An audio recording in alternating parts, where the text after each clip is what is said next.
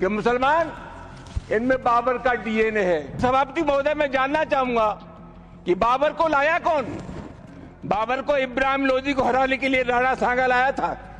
तो मुसलमान तो बाबर की औलाद है और तुम गद्दार राणा सांगा की औलाद हो। ये हिंदुस्तान में तय हो जाना चाहिए। जो भी चीजें संसदीय मर्यादा के अनुकूल नहीं है, आजादी की लड़ाई में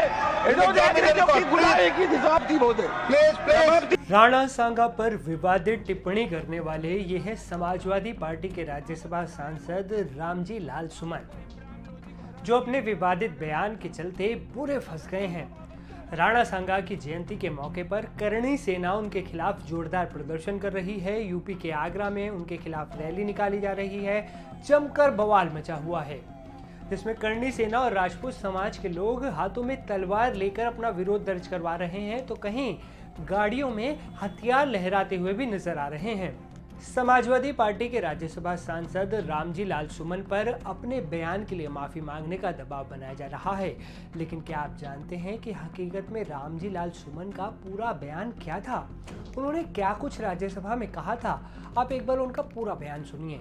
उपसभापति महोदय, मैं आपके मार्फत से जानना चाहूंगा, ये देश किसी के बाप का देश है? हिंदुस्तान में विभिन्न जातियों के धर्मों के लोग रहते हैं। इस देश की मिट्टी पर जितना अधिकार हिंदू का है, उससे कम अधिकार हिंदुस्तान के मुसलमान का है।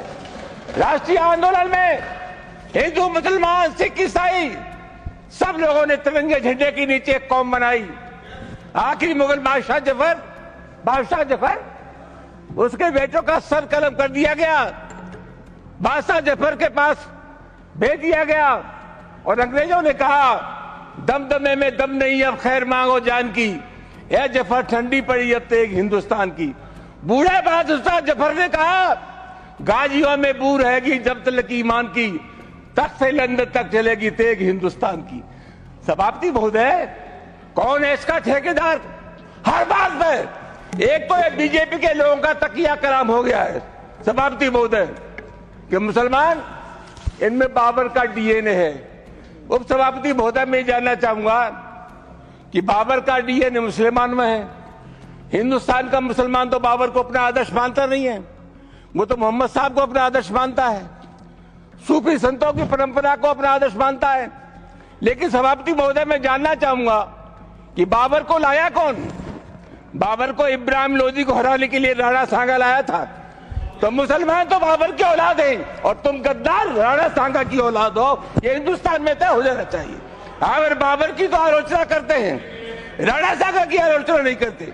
सभापति महोदय, ये बहुत सभापति महोदय, ये देश की एकता का अनुभवी आदमी है। बातचीत में संसदीय मर्यादाओं का ध्यान रखें, संसदीय मर्यादाओं का ध्यान रखें।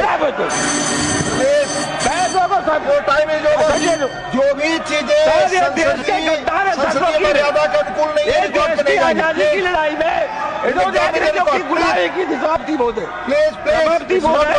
Your time is over. अपने इसी बयान की वजह से समाजवादी पार्टी के राज्यसभा सांसद रामजी लाल सुमन करणी सेना और क्षत्रिय समाज के निशाने पर आ गए हैं। हालांकि रामजी लाल सुमन ने उनके खिलाफ हो रहे प्रदर्शनों पर सवाल उठाया है। ये आवश्यक नहीं है कि मेरी बात से सभी लोग सहमत हों। ये जनतंत्र है और हमारा देश संविधान से चलता है। मेरी बात से जिन लोगों को नाइतफाकी थी, जो असहमत थे, उनके विरोध करने का एक तरीका हो सकता है। हमारे देश में लोकतंत्र है, विरोध करते, धरना देते, प्रदर्शन करते, सत्याग्रह करते, कोर्ट कचहरी जाते। तो जनतंत्र में संघर्ष करने के जो तरीके हैं, विरोध करने के जो तरीके हैं, उनको इख्तियार करना चाहिए। स्वस्थ जनतंत्र यही कहता है। लेकिन कुल मिलाकर के जो रवैया इख्तियार किया गया, वो रवैया गैर संवैधानिक था, हिंसा का रास्ता। मैं समझता हूँ जनतंत्र और संविधान इन चीज़ों के लिए मना करता है। तो ये थी पूरी कहानी समाजवादी पार्टी के राज्यसभा सांसद रामजी लाल सुमन और करणी सेना के झगड़े की। अब ये झगड़ा कितना लंबा चलेगा, ये देखने वाली बात होगी।